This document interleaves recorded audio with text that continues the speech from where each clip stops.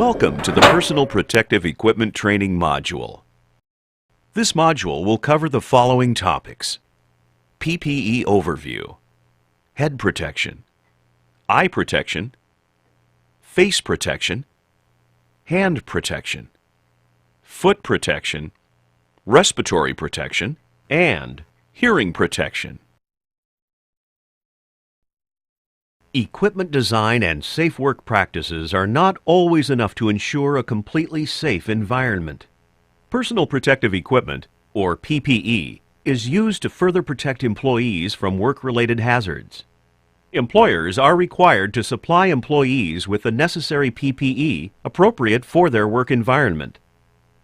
Because personal protective equipment is so critical to worker safety, the American National Standards Institute, or ANSI, has developed strict guidelines, ratings, and standards for safety equipment performance.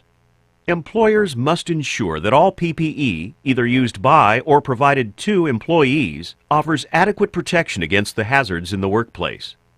It is a wise practice to ensure that PPE meets or exceeds established ANSI standards. As an employee, it is your responsibility to use the necessary PPE and practice safe work habits. In order to provide the most benefit, PPE must fit properly. It should be comfortable and allow for freedom of movement. Always inspect your PPE for defects or damage and never use defective or damaged equipment. Personal protective equipment should be carefully selected, depending on the environment in which you will be working. The remainder of this training will cover the various types of PPE, any limitations that you can expect, and the standards published by OSHA for each. Hard hats provide protection from the impact of falling objects, exposure to chemicals, and may provide protection against electrical shock.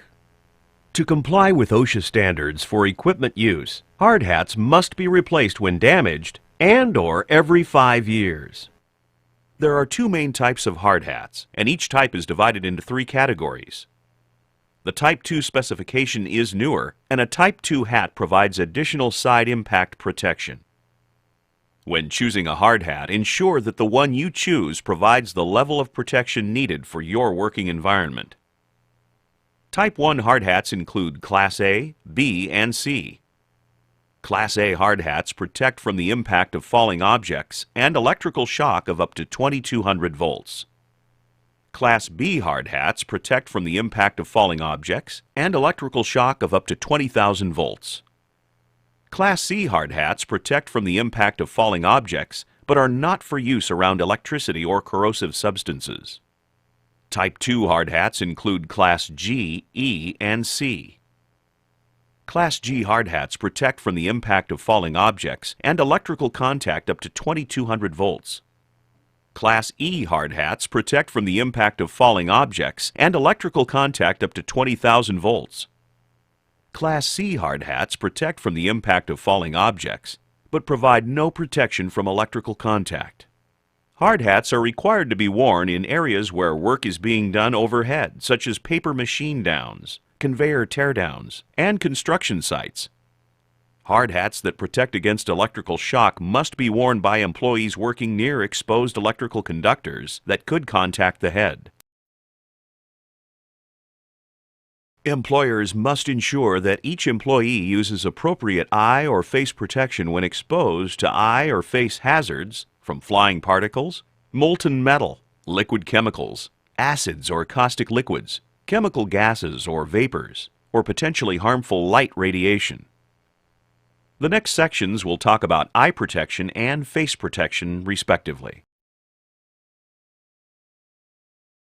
Examples of eye protection include, but are not limited to, safety glasses which have side shields and impact-resistant lenses in a contoured frame designed to fit the face snugly. Safety lenses which are impact-resistant street glasses. Goggles which provide a full seal around the eyes and surrounding face area. Goggles are recommended for blowouts and high-dust areas. Welders goggles are special gear that provides additional protection from ultraviolet rays, radiating light, and welding flash. In order to qualify as safety glasses, eyewear must have side impact protection and meet the ANSI standard for impact protection and shatter resistance. Eyewear that meets this standard will have Z87 printed or stamped on it.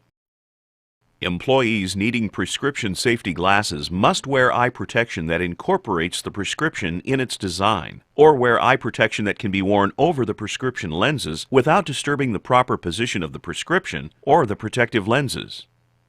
Statistics show that more injuries occur at home than at work. When using any of the following tools, whether at work or at home, use protective eyewear: skill saw, router, planer, lawnmower, weed eater, nail gun, auto repair tools, chainsaw, woodworking tools, and cleaning chemicals.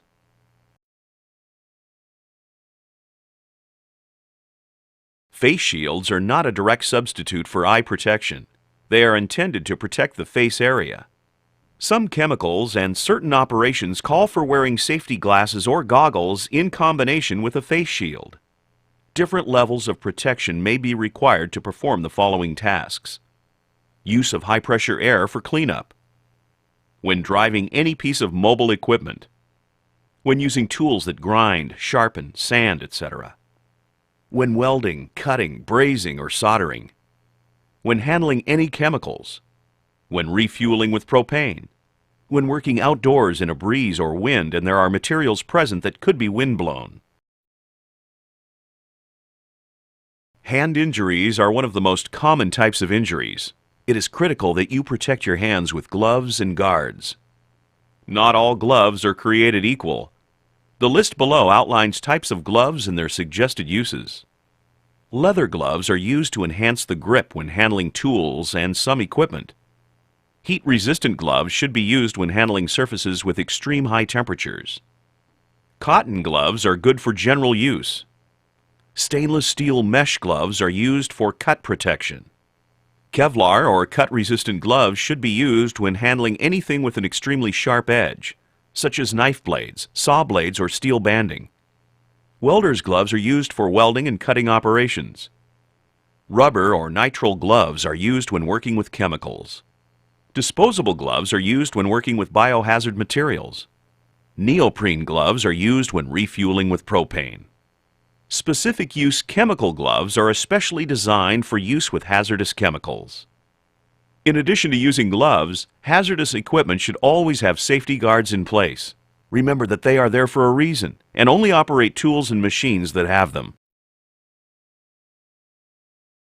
Employers are required to ensure that employees use protective footwear when working in areas where there is a danger of falling or rolling objects that could pierce the sole of a normal shoe, and when the employee's feet are exposed to electrical hazards. Safety shoes must meet ANSI standard Z41, which requires the footwear to have the following characteristics: toe box protection, often a steel toe; heavy upper support; electric insulation; sole shanks for puncture resistance and arch support; non-slip or special soles. Note that the Z41 standard does not mean the boots will protect the feet from chemicals. Always wear chemical-resistant boots when working near chemicals. Certain mechanics and emergency response team members are required to obtain medical clearance to wear a respirator, be fit tested once per year, and remain clean-shaven. Most employees are not required to wear respiratory protection. However, for many tasks, a dust mask is strongly recommended. When using dust masks, remember that they must be worn properly to do the job. Dispose of them after use or store them properly. Never leave masks hanging on equipment. Proper use of hearing protection can prevent hearing loss. Employers are required to provide hearing tests for exposed employees at the start of employment and once a year thereafter. Appropriate hearing protection must be provided to all employees. Hearing protection is required when noise levels exceed 85 decibels for 8-hour shifts or 82 decibels for 12-hour shifts. Double hearing protection, earplugs and earmuffs, is required for decibel readings of 100 and over, or if you're going to be in an area of decibel readings of 155 or higher for more than 15 minutes. The combination of earmuffs and earplugs together will provide a cumulative effect for hearing protection. The NRR, or noise reduction rate, for hearing protection is based on perfect circumstances. For this reason, OSHA suggests subtracting 7 dB from all hearing protection. Here's an example. The NRR for a pre-shaped foam earplug is 33 dB. When you subtract 7 dB from that, you're left with 26 dB of protection. If earmuffs are worn in combination with the earplugs, the earmuffs help retain the 7 dB lost from the original pair.